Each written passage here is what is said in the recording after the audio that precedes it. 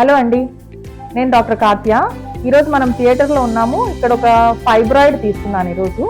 Actually మనము చాలా రోజుల కిందట ఒక వీడియో పెట్టాను, ఫైబ్రాయిడ్ తీసిన వీడియో ఒకటి పెట్టాను. అది చాలా మంది లైక్ చేశారు, చాలా మంది ఇన్ఫర్మేషన్ పొందారు దాని నుండి. ఆ కేసు తర్వాత మళ్ళీ ఈరోజు మనం ఫైబ్రాయిడ్ తీసుకున్నాం.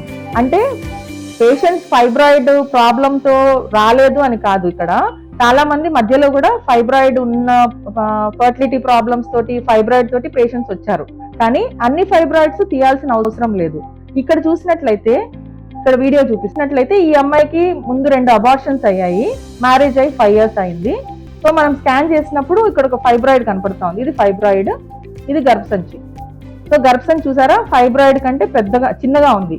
సో ఈ ఫైబ్రాయిడ్ ప్రెగ్నెన్సీని చాలా అడ్డుకుంటా ఉంది, దానివల్లే బేబీ పెరగకుండా అబార్షన్స్ అవుతున్నాయి. సో ముఖ్యంగా నేను చెప్పేది ఏంటంటే, అన్ని ఫైబ్రాయిడ్స్ తీయాల్సిన అవసరం లేదు.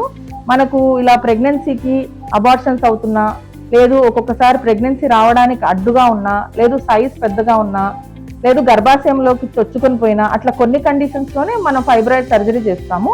మిగతా ఫైబ్రాయిడ్స్ కొన్ని పొజిషన్ బట్టి, దాని ప్రెజెంటేషన్ బట్టి కొన్ని తీయాల్సిన అవసరం లేదు, కొన్ని తీయాల్సిన అవసరం ఉంది.